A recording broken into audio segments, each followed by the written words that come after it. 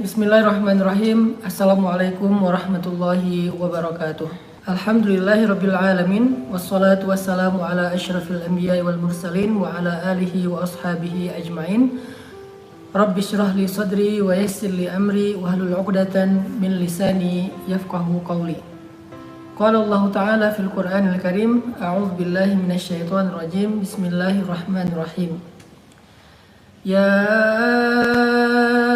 ayyuhalladzina amanu kutiba alaikumus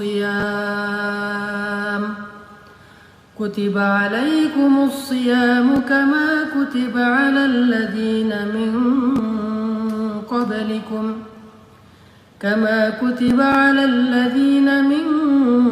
qablikum la'allakum tattaqun. Shadaqallahul azim. Baik teman-teman yang dirahmati Allah Subhanahu wa taala, pada malam ini khusus karena kita sekarang tinggal 1 hari lagi di bulan Sya'ban, dan insya Allah besok malam kita akan masuk kepada malam pertama Ramadan jika tidak ada halangan.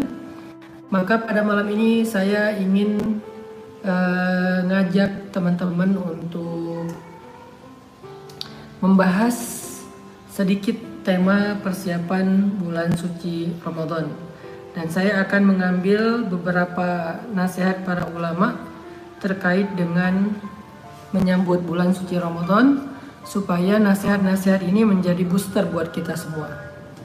Nah, ada satu kalimat yang diucapkan oleh para ulama yang luar biasa menurut saya. Kata para ulama, tidak ada seorang pun yang bisa pergi kemanapun yang ia mau tanpa persiapan.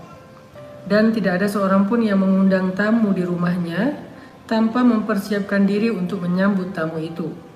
Demikian juga dengan Ramadan. Maka orang yang akan melakukan rihlah Ramadan tidaklah akan sempurna rihlahnya kecuali dia mempersiapkan diri. Jadi kalau Ramadan ini kita ibaratkan dengan sebuah rihlah, sebuah wisata, karena sesungguhnya wisata orang yang beriman itu adalah puasa atau Ramadan. Maka kalau Ramadan itu adalah sebuah rihlah, sebuah wisata, nggak mungkin kita melakukan sebuah rihlah, wisata, trip, traveling tanpa mempersiapkan segala sesuatu. Itu nggak mungkin. Karena kalau kita nekat traveling dan nggak mempersiapkan apa-apa, maka kita akan mengalami banyak masalah di perjalanan. Kita nggak akan cukup bekal, sehingga kita nggak akan sampai ke tujuan. Kita akan terkatung-katung di tengah jalan, kita kelaparan, kita kedinginan, kita kehausan, kita kehabisan bekal dan seterusnya. Itu karena kita melakukan perjalanan tanpa mempersiapkan apa-apa. Kalau Ramadan itu diibaratkan dengan sebuah safar atau perjalanan. Dan kalau Ramadan itu diibaratkan dengan tamu, maka tuan rumah yang paling baik dalam menyambut tamu adalah tuan rumah yang mempersiapkan segala sesuatu untuk menyenangkan tamunya, sehingga tamu itu akan berkesan berada di rumahnya. Jadi kalau tamu itu berkesan, apalagi dia adalah tamu istimewa, ketika dia nanti pulang kembali kepada atasannya atau tuannya atau rajanya, dia akan menceritakan hal-hal yang baik tentang kita. Bahkan dia akan meminta kepada rajanya untuk menghargai kita, berbuat baik kepada kita, memberi kita hadiah, dan banyak kebaikan lain yang dia akan mintakan kepada rajanya ketika dia pulang dari rumah kita. Karena dia merasa betah dan nyaman selama berada di rumah kita. Nah, itu kalau kita ibaratkan bulan puasa seperti tamu. Jadi kita siapkan rumah kita, dan rumah dalam konteks ini adalah hati. Kita siapkan rumah kita senyaman mungkin buat tamu, selapang mungkin buat tamu, seindah mungkin buat tamu, sehingga ketika tamu datang dia merasa bahwa dia tidak terusik dengan keadaan rumah kita. Biasanya kalau mau ada tamu istimewa ya di rumah, apa yang kita lakukan? Biasanya kita akan rapihkan rumah kita, kemudian kalau banyak hal yang berantakan kita balikin ke tempatnya, kita bersihkan, kita pel.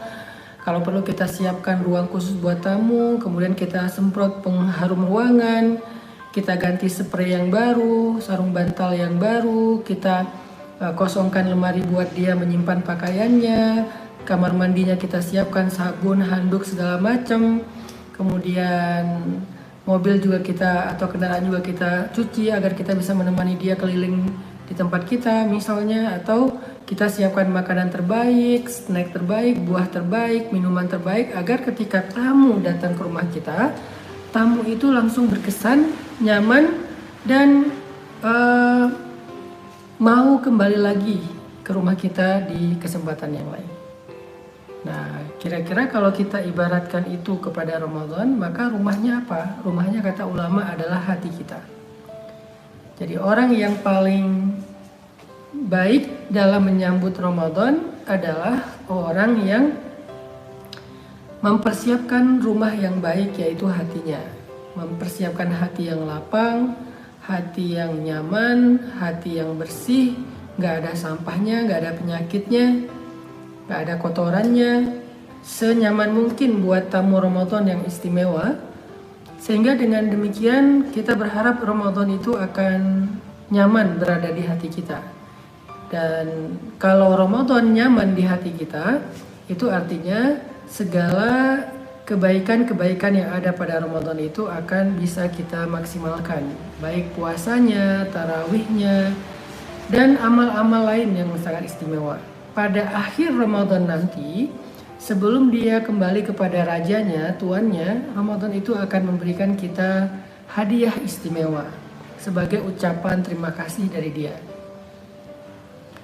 Dia akan berikan kita hadiah istimewa, seperti seorang tamu yang merasa nyaman selama 1 bulan berada di rumah kita. Dia merasa senang, dia merasa puas, dia merasa sangat leluasa berada di rumah kita, berkesan. Maka sebelum dia pulang, dia pasti akan memberikan kita hadiah sebagai ucapan terima kasih. Maka begitu juga dengan Ramadan, sebelum dia pulang pasti dia akan memberikan kita hadiah sebagai ucapan terima kasih. Apa hadiah terbaik dari Ramadan? Lailatul Qadar, malam yang khairum min alfi syahr, malam yang lebih baik daripada 1000 bulan.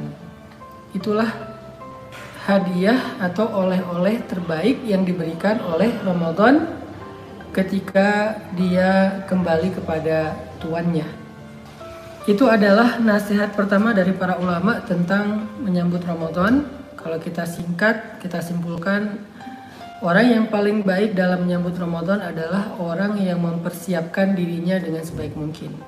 Ulama memberikan ilustrasi ya tentang Ramadan ini dengan 2 ilustrasi, dengan 2 permisalan. Yang pertama, Ramadan seperti sebuah rihlah perjalanan. Maka orang yang paling baik dalam melakukan perjalanan adalah orang yang mempersiapkan segala sesuatu sebelum berjalan. Lalu perumpamaan yang kedua, kata para ulama, seandainya Ramadan itu diibaratkan sebagai tamu, maka orang yang paling baik, tuan rumah yang paling baik dalam menyambut tamu adalah tuan rumah yang mempersiapkan segala kebutuhan tamu itu sebelum mereka datang. Nah, sehingga nanti tamu yang berkesan akan memberikan hadiah ucapan terima kasih di akhir sebelum dia kembali kepada tuannya. Atau perjalanan yang berkesan akan memberikan banyak kenangan, banyak pengalaman baik, banyak pelajaran, banyak keuntungan kalau perjalanan itu disiapkan bekal dengan sebaik mungkin. Inilah nasihat pertama dari para ulama. Pertanyaannya adalah, apa yang perlu kita siapkan? Bekal apa untuk menyambut Ramadan? Tadi saya sebutkan salah satunya, kalau diibaratkan Ramadan itu seperti tamu, maka kita siapkan rumah kita sebaik mungkin untuk Ramadan. Dan rumah yang paling baik untuk Ramadan dalam konteks Ramadan adalah hati kita. Itulah rumah yang paling baik. Sehingga siapa yang mempersiapkan hatinya, Siapa yang membersihkan hatinya, melapangkan hatinya dalam menyambut Ramadan, insya Allah dia telah memulai perjumpaan dengan Ramadan secara baik, secara berkesan. Itu persiapan pertama yang perlu kita coba renungkan sebelum kita menyambut Ramadan. Persiapan kedua adalah persiapan ilmu. Karena Ramadan itu adalah salah satu di antara sekian banyak syariat Allah. Dan kita nggak bisa mengamalkan satu syariat Allah itu hanya dengan hawa kita, dengan kepengennya kita. Saya maunya begini, saya maunya begitu, nggak bisa. Kita harus belajar, kita harus baca lagi. Coba buku-buku lama kita yang bertema tentang Ramadan, kita buka lagi nih. Kita baca lagi fikihnya, kita baca lagi pembatal puasanya, kita baca lagi syarat-syaratnya, kita baca lagi adab-adabnya, kita baca lagi hadis-hadisnya, kisah-kisah inspirasinya, supaya sebelum kita masuk Ramadan, masih ada waktu 1 hari ini, kita sudah mempersiapkan ilmu, karena itu adalah sebaik-baik persiapan. Al-ilmu qabla al-amal, kata para ulama. Ilmu itu harus selalu mendahului amal, nggak boleh beramal sebelum berilmu, harusnya berilmu dulu baru beramal. Jadi termasuk kita dengan mendengar nasihat-nasihat ulama yang ada di banyak sosial media, terutama ulama-ulama yang kita kenal dan kita percaya dari sisi keilmuan dan keamanahan mereka, maka kita belajar lagi, kita dengarkan lagi. Dan itu butuh banget untuk ngebooster hati kita dan ngebangun persepsi pikiran kita. Ngebooster hati dan pikiran. Hati itu butuh dibooster supaya semangat, pikiran itu butuh dibooster supaya paham, supaya nggak bingung, supaya nggak galau. Makanya persiapan yang paling baik setelah mempersiapkan hati adalah mempersiapkan pikiran, yaitu dengan ilmu. Baca, iqra, baca lagi, dengarkan lagi, simak lagi, perhatikan lagi tentang bab Ramadan. Bahkan kalau misalnya kita serius mempersiapkan diri terhadap Ramadan, dalam menyambut Ramadan, maka kita akan semakin ngerasa Ramadan itu istimewa. Tapi kalau kita nggak mempersiapkan diri terhadap Ramadan, kita kayak biasa-biasa aja, tiba-tiba udah malam pertama Ramadan, kita jadi nggak ngerasa apa-apa, nggak ada yang beda gitu. Jadi akhirnya kita ngerasa Ramadan itu nggak terlalu istimewa. Karena nggak terlalu istimewa, amalan kita pun tidak akan istimewa. Jadi mempersiapkan Ramadan itu, nasihat-nasihat di akhir Sya'ban itu bukan sekedar basa-basi, tetapi itu dalam rangka untuk mengkondisikan suasana hati, perasaan, dan pikiran kita bahwa sebentar lagi kita mau ketemu dengan Ramadan. Sebentar lagi kita mau memasuki bulan Ramadan. Jadi benar-benar kita siapin dengan serius. Baca, dengarkan, perhatikan. Itu adalah nasihat pertama dari ulama, yaitu mereka meminta kita untuk mempersiapkan diri.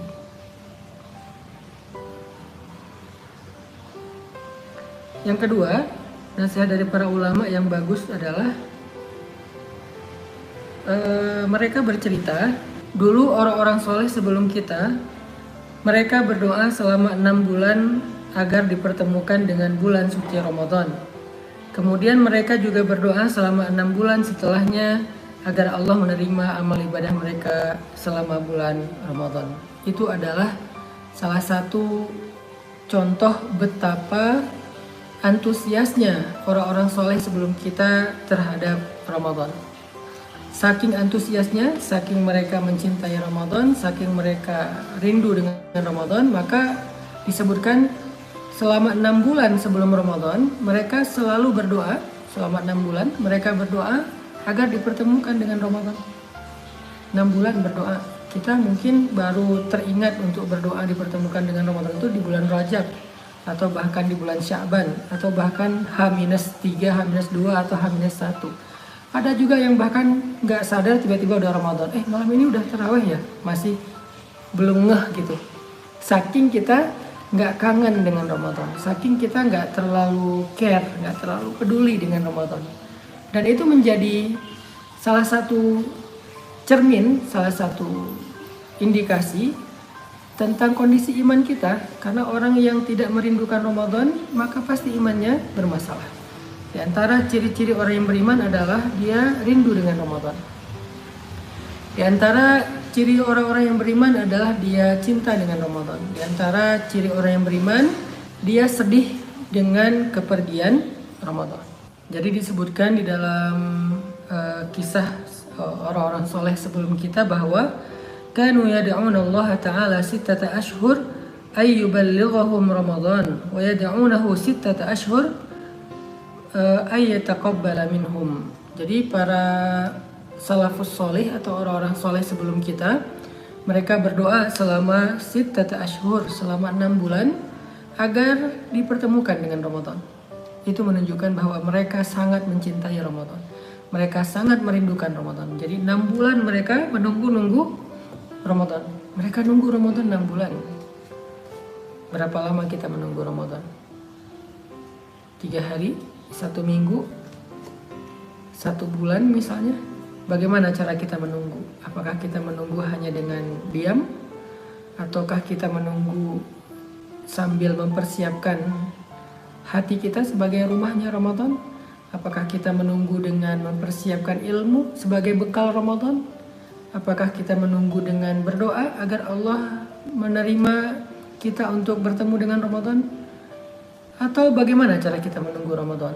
Nah, di situ juga kita jadi belajar sebetulnya keadaan iman kita seperti apa. Dan itu jelas banget, nggak bisa dibohongin. Jadi muhasabah diri kita masing-masing lah. Kita introspeksi diri kita masing-masing, kita tanya, kalau ulama dulu membuktikan cinta mereka terhadap Ramadan dengan berdoa selama 6 bulan, maka bagaimana dengan kita? Bagaimana dengan kita? Apakah kita merindukan Ramadan seperti mereka? Apakah kita mencintai Ramadan seperti mereka? Dan jawabannya bukan dengan lisan. Jawabannya lihat aja pada diri kita selama ini. Berapa bulan kita mendoakan pertemuan dengan Ramadan? Allahumma ballighna Ramadan. Allahumma ballighna Ramadan. Ya Allah, pertemukan kami dengan Ramadan. Kapan kita doa itu? Oh, seminggu yang lalu Ustaz. Oke. Nggak terlalu telat juga. Oh, baru malam ini Ustaz. Nggak apa-apa, belum telat juga. Tapi ada juga orang yang bahkan nggak berdoa itu tiba-tiba udah masuk Ramadan. Itu menunjukkan bahwa dia nggak rindu dengan Ramadan. Kalau dia nggak rindu dengan Ramadan, maka dipertanyakan kebaikan di dalam hati atau imannya. Itu. Kemudian wa yad'una Allah sittata ashhur min ba'dih ay yataqabbala minhum. Setelah Ramadan, orang-orang soleh sebelum kita juga masih tetap berdoa kepada Allah agar Allah menerima ibadah mereka selama Ramadan kemarin. Jadi 1 tahun full mereka berdoa tentang Ramadan. 1 tahun mereka berdoa tentang Ramadan. 6 bulan sebelumnya mereka berdoa agar dipertemukan dengan Ramadan. Masuk bulan Ramadan sampai 6 bulan setelahnya, sampai 6 bulan kemudian mereka berdoa agar Allah menerima amal-amal mereka selama Ramadan. Kenapa? Kok sebegitu antusiasnya para ulama tentang Ramadan? Saking mereka sadar dan paham betapa Ramadan ini waktu yang sangat istimewa. Kalau nggak paham nggak akan kayak gini. Kalau nggak paham nggak akan seantusias ini. Kalau nggak paham betapa Ramadan itu sesuatu yang sangat istimewa, mereka nggak akan habiskan waktu 1 tahun berdoa tentang Ramadan. Apa yang paling sering kita doakan dalam doa-doa kita? Yang paling sering kita minta apa? Meminta jodoh? Berarti itulah hal yang paling penting bagi kita. Yang paling sering, arti yang paling sering dalam waktu yang lama. Jodoh? Berarti itulah yang paling penting bagi kita. Gak salah sih, tapi di situ kita jadi tahu diri. Siapa kita sebetulnya? Apakah masalah harta, pekerjaan? Berarti itulah yang paling penting bagi kita. Apakah masalah keluarga? Berarti itulah yang paling penting bagi kita. Sedangkan orang-orang soleh sebelum kita, yang paling sering mereka doakan di dalam doa-doa mereka sepanjang tahun adalah tentang Ramadan. Ini menunjukkan betapa mereka mencintai Ramadan. Ini menunjukkan betapa mereka menganggap Ramadan adalah yang paling penting, yang paling istimewa dalam hidup mereka. Dan malam ini kita masih bisa berdoa dengan doa seperti itu. Allahumma barik lana fi Rajab wa Sya'ban wa ballighna Ramadan. Allahumma ballighna Ramadan. Ya Allah, pertemukan kami dengan Ramadan. Ini adalah nasihat kedua. Jadi berdoa kepada Allah agar dipertemukan dengan Ramadan dan merasa rindu kepada Ramadan, merasa cinta kepada Ramadan. Dan itu nggak bisa dibuat-buat. Gimana biar muncul rasa cinta dan rindu terhadap Ramadan? Nggak ada jalan lain kecuali kita belajar untuk mengenal Ramadan lebih dekat. Karena bagaimana muncul rasa cinta kalau kita tidak kenal? Kan ada istilah tak kenal maka tak cinta. Jadi harus kenal dulu dengan Ramadan. Kita tahu nggak Ramadan itu seberapa istimewa? Kalau ibarat seorang perempuan, seberapa cantik dia, seberapa menawan dia, seberapa baik dia. Kalau ibarat laki-laki, seberapa baik, seberapa bertanggung jawab, seberapa mampu dia. Kenal nggak kita? Karena kalau nggak kenal nggak akan ada rasa. Jadi kita belajar untuk lebih mengenal Ramadan. Apa yang harus kita tahu tentang Ramadan? Keutamaannya, fadilahnya. Ramadan itu apa aja? Ramadan itu kelebihannya apa aja? Sehingga ketika kita tahu kelebihan Ramadan 1, 2, 3 dan seterusnya, semakin muncul rasa kita untuk menghargainya, menganggapnya istimewa, sampai muncul rasa cinta, rindu dan seterusnya. Makanya di awal Ramadan atau menjelang Ramadan, Nabi SAW menyampaikan sebuah khutbah atau sebuah nasihat kepada para sahabat di masa beliau. Kata Nabi, "Qad ja'akum Ramadan, syahrun mubarak, iftaradallahu alaikum siyamah, tuftah fihi abwabul jannah, wa tughlaq fihi abwabul jahim, wa tughallu fihi syayatin, fihi lailatun khairum min alfi syahr, man hurima khairaha faqad hurim." Kata Nabi, telah datang kepada kalian Ramadan, bulan yang penuh dengan kebaikan, bulan yang penuh dengan kebaikan. Syahrun mubarak, kata Nabi. Kalau Nabi bilang mubarak, maka benar-benar mubarak. Mubarak itu artinya berkah. Arti berkah itu ziyadatul khair. Kebaikannya itu bukan berkurang, bukan sama, tapi nambah terus. Itu arti berkah. Definisi berkah dalam Islam itu ziyadatul khair, bertambah kebaikan, itu arti berkah. Makanya ketika kita bilang semoga berkah, artinya semoga bertambah kebaikannya. Maka ketika ada hari yang disebut dengan Yaumun Mubarak, hari yang berkah atau Syahrun Mubarak, bulan yang berkah, berarti bulan itu, hari itu, waktu itu adalah waktu yang kebaikannya bertambah. Jadi hari Ramadan itu setiap hari bertambah kebaikan. Hari pertama ada kebaikan, hari kedua lebih banyak lagi, hari ketiga lebih banyak lagi, hari keempat lebih banyak lagi, sampai 10 hari terakhir berlimpah kebaikan. Itulah yang disebut dengan Syahrun Mubarak. Artinya bulan yang kebaikannya bertambah setiap hari. Sehingga kalau misalnya kita merenungkan ini saja, gak bisa hanya kita baca, kita harus renungkan, kita tafakuri. Arti bertambah kebaikan itu, oh malam ini turun malaikat 1000, malam besok 2000, malam lusa 3000. Malaikat itu semakin bertambah, malam Ramadan bertambah banyak jumlah malaikat yang turun ke langit dunia dan mendoakan orang-orang yang berpuasa. Malam ini Allah berikan sekian ampunan, malam besok lebih banyak ampunan, malam lusa lebih banyak lagi ampunan. Malam ini Allah dekatkan ke surga, malam besok lebih dekat lagi, malam lusa lebih dekat lagi, dan seterusnya. Malam ini Allah berikan rahmat dalam kehidupan orang yang berpuasa, malam besok rahmatnya ditambah, malam lusa ditambah lebih banyak lagi. Itu artinya mubarak. Jadi arti mubarak ziyadatul khair, bertambah kebaikan.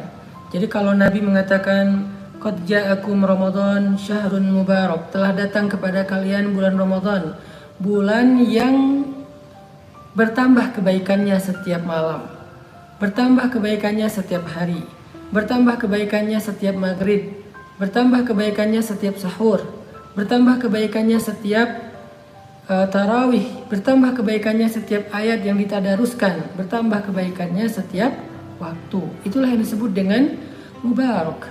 Sehingga kalau kita renungkan dan kita coba bayangkan, kebaikan-kebaikan itu wujudnya macam-macam. Ampunan bertambah, pahala bertambah, rahmat Allah bertambah, doa-doa malaikat bertambah,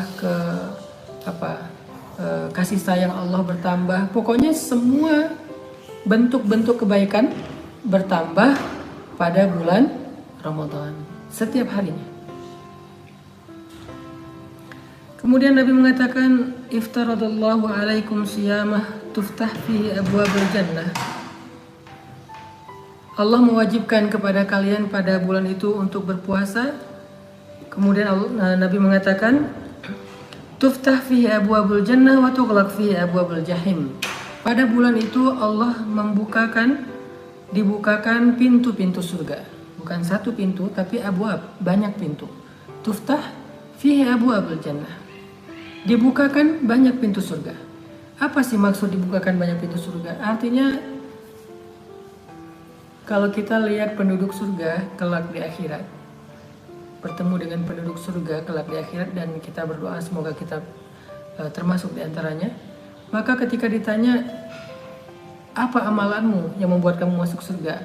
Hampir sebagian besar menjawab, amalanku adalah Ramadan. Itu maksud dari tuftah fihi abwabul jannah. Rata-rata menjawab, kenapa kamu masuk surga?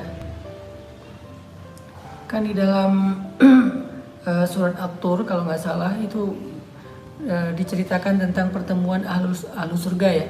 Para ahli surga itu mereka saling menyapa, yatasa'alun, mereka saling bertanya, bagaimana kamu bisa masuk surga, apa amalanmu bisa masuk surga. Mereka saling bertanya, tapi pembicaraan mereka semuanya baik-baik, tidak ada yang membicarakan orang lain, apalagi ngomongin aib orang di dalam surga, itu nggak ada. Semuanya yang baik-baik. Maka yatasa'alun, mereka saling bertanya, apa yang membuat kamu masuk surga?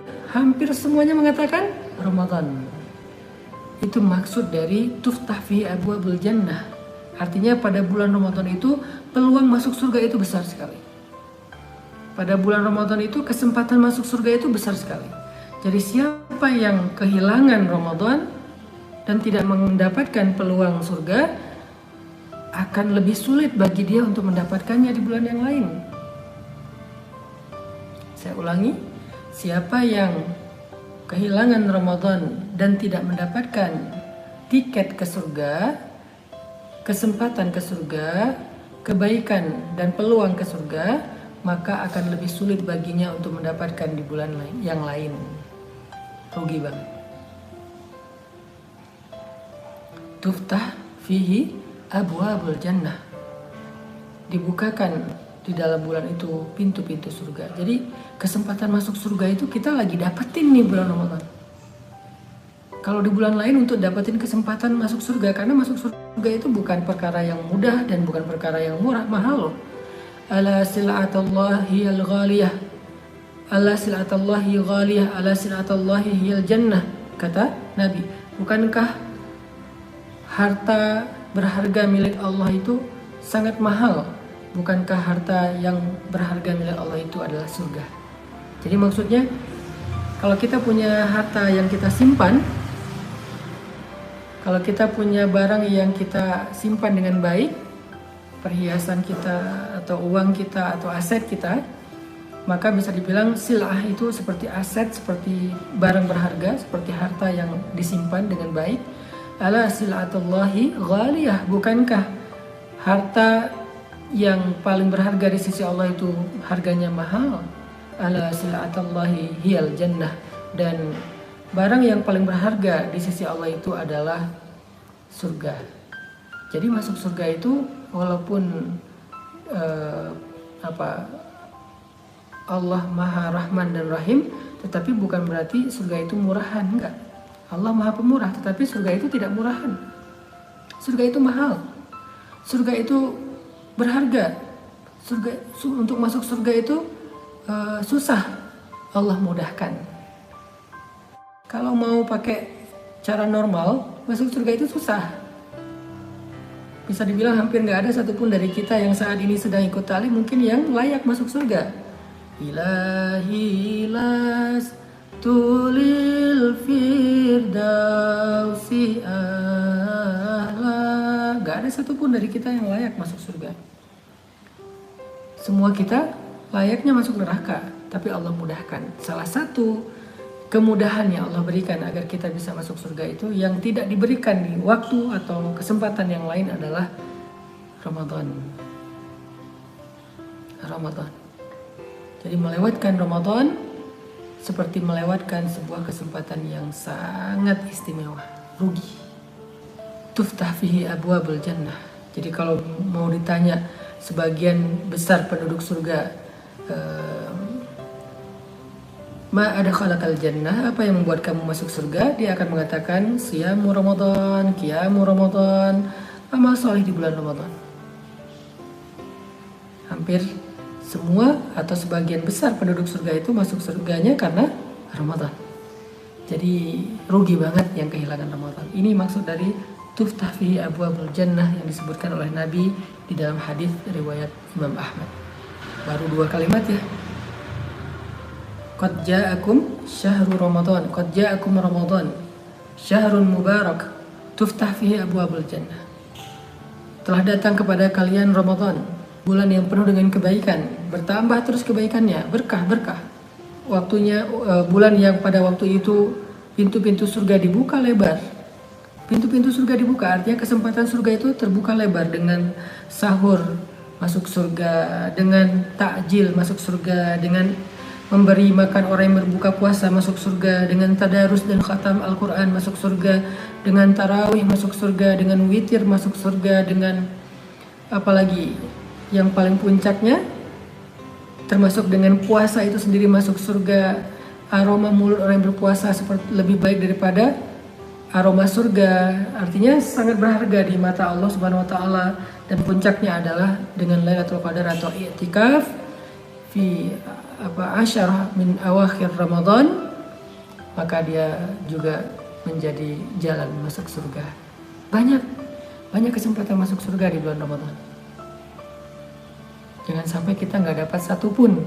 Padahal abwab tuftah, pintu-pintunya terbuka, tapi kita nggak ada satupun yang bisa masuk di pintu-pintu itu, rugi. Kalau bulan yang lain mungkin yuftah fihi babul jannah, dibukakan pada bulan itu, pada waktu itu satu pintu surga. Tapi di dalam Ramadan tuftah fihi abwabul jannah, semua pintu dibuka. Pintu sedekah dijadikan, mungkin kalau di bulan yang lain kita bersedekah setelah sekian baru layak masuk surga. Tapi kalau di bulan Ramadan, sekali kita memberi makan orang yang berpuasa untuk berbuka puasa pada saatnya, jannah, surga. Sahur saja walaupun kita nggak lapar-lapar amat, jannah, surga. Makanya Nabi mengatakan tasaharu fa inna fis sahuri barakah. Makan sahurlah kalian karena di waktu sahur itu ada berkah, ada kebaikan, ada yang bertambah. Jadi ketika Allah membukakan kesempatan ke surga, tapi ada orang yang mengabaikan, melalaikan, gak peduli, Allah bertanya, ya ayyuhal insan, wahai manusia. Allah udah bukain nih pintu-pintu surga. Allah udah berikan nih waktu yang berkah penuh dengan kebaikan, tapi masih diabaikan, masih dicuekin, gak peduli, gak ngerasa penting. Kita malah lebih sibuk dengan urusan yang lain daripada urusan Ramadan. Maka Allah bertanya, kalau kita tuh kayak terheran-heran gitu, kok bisa gitu. Maka Allah bertanya, ya ayyuhal insan, wahai manusia. Ya ayyuhal insan, ma gharraka bi rabbikal karim. Wahai manusia, apa yang membuat kamu lalai dari Rabb-Mu yang maha baik? Kok masih lalai dari kasih pintu-pintu surga? Nanti di waktu dia di akhirat nggak masuk surga, dia bilang, ya Allah, kok Engkau tidak adil kepada saya, ya Allah, kenapa saya nggak bisa masuk surga, ya Allah, ya Allah, ya Allah. Dia menyalahkan Allah. Padahal Allah udah membukakan abwab, banyak pintu di bulan Ramadan. Nggak lama, ayyaman ma'dudat, cuma beberapa hari doang. Bukan syuhur, bukan sinin, bukan bulan yang banyak, bukan waktu tahun-tahun yang banyak. Cuman ayam, cuman beberapa hari. Allah nggak mengatakan syuhurun ma'dudah, beberapa bulan, enggak, sinin, enggak, beberapa tahun, ayam, hanya beberapa hari saja. Itu pun bukan 24 jam, siang saja berpuasa. Yang lain, kita bisa beribadah tanpa harus merasa lapar, merasa haus. Jadi, udah dimudahkan sama Allah jalan ke surga, udah dimudahkan jalan sama Allah untuk dapat ampunan, udah dimudahkan oleh Allah untuk mendapatkan rahmat, masih enggan juga, masih mengabaikan juga, masih cuek juga, masih nggak peduli juga. Allah nanya, ma gharraka bi rabbikal karim, apa yang membuat kamu lalai dari Tuhanmu yang maha baik? Tuftah fihi abwabul jannah, dibukakan pada waktu itu pintu-pintu surga. Artinya kesempatan masuk surga di bulan Ramadan itu luar biasa besar, yang tidak ada di bulan yang lain. Amalan kecil yang kita nggak sadar ternyata babun min abwabil jannah, menjadi salah satu di antara pintu-pintu surga. Amalan terkecil yang kita nggak sadar. Kemudian wa tughlaq fihi abwabul jahim, dan ditutup, dikunci, bukan cuman ditutup, dikunci fihi abwabul jahim, pada bulan itu pintu-pintu neraka. Apa maksudnya? Apa maksud pada bulan itu pintu neraka ditutup? Pintu-pintu neraka ditutup. Apa maksudnya? Maksudnya yang tadinya dia sudah berada di tepi jurang neraka, ada yang berada di tepi jurang neraka karena zina, ada yang berada di tepi jurang neraka karena durhaka kepada orang tua, ada yang sudah berada di tepi jurang neraka karena riba, ada yang sudah berada di tepi jurang neraka karena meninggalkan sholat, ada yang sudah berada di tepi jurang neraka karena zalim. Ada banyak dosa yang membuat kita berada di tepi jurang neraka, dan hampir saja tergelincir, terpeleset untuk masuk ke dalam jurang neraka itu. Atau bahkan sudah dicap, huwa min ahlin nar, hadzal rajul min ahlin nar, fulan min ahlin nar. Dia itu termasuk orang ahli neraka, laki-laki ini ahli neraka, perempuan itu ahli neraka, fulan ahli neraka, mungkin sudah dicap. Tetapi karena Ramadan, tughlaq, Allah tutup pintu neraka. Maksudnya, Allah selamatkan mereka dari api neraka, walaupun kaki mereka sebelah sudah berada di dalam neraka. Dalam bahasa kiasannya, walaupun sebelah kaki mereka sudah berada di dalam neraka, Allah selamatkan mereka, Allah ajak mereka, Allah tarik mereka dengan Ramadan. Walaupun sudah dicap nama mereka, ditulis di pintu neraka, Allah tutup pintunya, namanya dihapus, dia jadi min ahlil jannah. Itu maksudnya sangat banyak orang yang selamat dari api neraka karena Ramadan. Jadi nanti kalau ada orang yang dikeluarkan dari api neraka di akhirat, lalu ditanya, ma akhrajaka minan nar, apa yang membuat kamu keluar dari api neraka? Amalan apa yang kamu punya sehingga kamu yang tadinya udah divonis ahli neraka tiba-tiba selamat? Apa? Ma akhrajak, apa yang membuat kamu selamat dari api neraka? Maka sebagian besar orang-orang yang selamat dari api neraka itu akan menjawab, Ramadan. Yang menyelamatkan kami dari api neraka Ramadan. Dengan seizin Allah, kami selamat karena Ramadan. Kami selamat karena keberkahan mubarak, syahrul Quran. Masya Allah. Tughlaq fihi abwabul jahim. Jadi kalau mau cari waktu di mana ada kesempatan besar untuk selamat dari api neraka, Ramadan. Kalau mau cari waktu di mana ada kesempatan untuk masuk surga, Ramadan. Kalau mau cari waktu di mana setiap harinya bertambah kebaikan, Ramadan. Ramadan. Dan kemudian Nabi mengatakan juga, wa tughallu fihi syayatin, dan diikat pada bulan itu syaitan-syaitan. Diikat pada bulan itu syaitan-syaitan. Apa maksud diikat syaitan pada bulan itu? Karena syaitan itu memiliki pasukan yang sangat banyak. Dan ada pasukan yang memang dia sangat spesial dalam menggoda manusia. Membuat manusia malas, membuat manusia durhaka, dan segala macam lah. Maka pemimpin-pemimpin setan-setan yang sering sekali mengusik manusia pada bulan itu diikat. Mereka nggak bisa keluar. Mereka dikurung di lautan. Terus kenapa masih ada orang yang berbuat dosa, masih ada orang yang bermaksiat? Itu karena dia sendiri sudah lebih ngerti daripada syaitan dalam berbuat dosa. Artinya sebetulnya kalau kita mau beramal soleh di bulan Ramadan, kita jauh lebih ringan. Karena kita tidak perlu dihalang-halangi oleh syaitan. Kita nggak perlu disusah-susahkan oleh syaitan. Tapi kalau ada juga yang udah Allah ikat, syaitan masih juga malas, masih juga berbuat dosa, itu berarti dia sudah sangat terlatih. Berarti dia udah diterbiah banget sama syaitan selama ini. Maka yang harus dia lakukan adalah taubat. Dan yang terakhir Nabi mengatakan, fihi lailatun khairum min alfi syahr. Pada bulan Ramadan itu ada satu malam yang lebih baik daripada 1000 bulan. Man hurima khairaha faqad hurim. Siapa yang tidak mendapatkan kebaikan malam itu, maka dia termasuk orang yang tidak mendapatkan kebaikan apa-apa. Ini kalimat penting nih. Karena membahas Lailatul Qadar lebih baik daripada 1000 bulan udah sering. Tapi kalimat yang terakhir kata Nabi, man hurima khairaha faqad hurim. Siapa yang gak mendapatkan kebaikan malam Lailatul Qadar,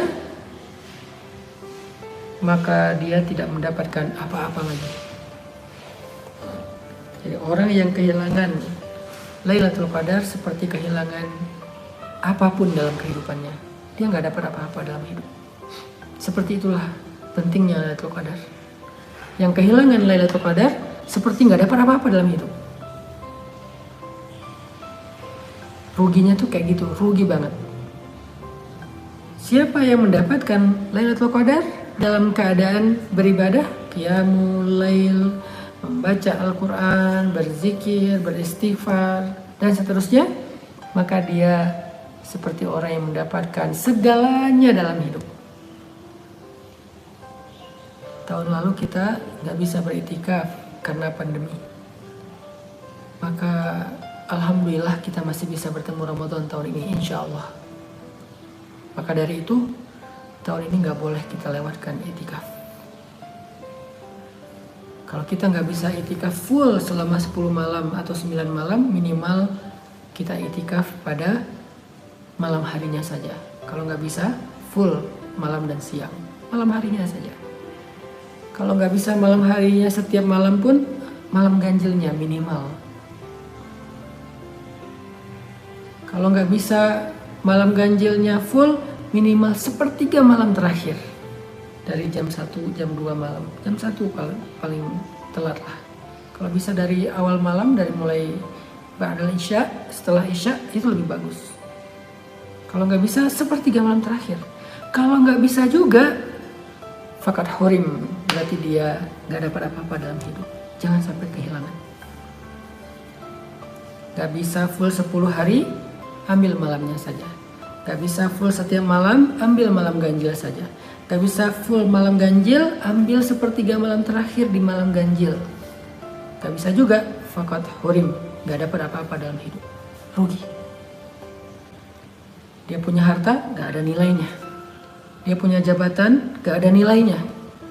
Dia punya pengikut, followers, gak ada nilainya. Pokoknya man hurima khairaha faqad hurim. Siapa yang nggak dapat malam kebaikan Lailatul Qadar, dia nggak dapat apa-apa. Kalau ada yang mau melakukan satu kebaikan yang nilainya lebih baik daripada kebaikan yang dilakukan selama 80 tahun lebih, itulah Lailatul Qadar. Kita mau sholat 2 rakaat, tapi 2 rakaat kita lebih baik daripada entah berapa ribu, berapa juta rakaat yang dilakukan selama 80 tahun lebih atau seumur hidup non-stop. Itulah 2 rakaat pada malam Lailatul Qadar. Tadi kalimat terakhir yang diucapkan dalam khutbah Nabi itu adalah fihi lailatun khairum min alfi syahr man hurima khairaha faqad hurim. Pada bulan Ramadan itu ada 1 malam yang lebih baik daripada 1000 bulan. Jadi siapa yang pengen rasanya beribadah dengan misalnya kayak kita baca Al-Quran 1 ayat pada malam Lailatul Qadar. Kita baca 1 ayat, tapi nilainya lebih baik dari kita membaca Al-Quran seumur hidup non-stop, maka bacalah Al-Quran di malam Lailatul Qadar. 1 ayat lebih baik daripada membaca Al-Quran selama sepanjang hidup non-stop. Itulah Lailatul Qadar. Siapa yang pengen beristighfar? Astaghfirullahaladzim, la ilaha illa anta subhanaka inni kuntu minaz zalimin. Atau doa Sayyidul Istighfar. Nah ini kayaknya perlu kita hafal dari sekarang. Doa Sayyidul Istighfar karena itu bagus banget.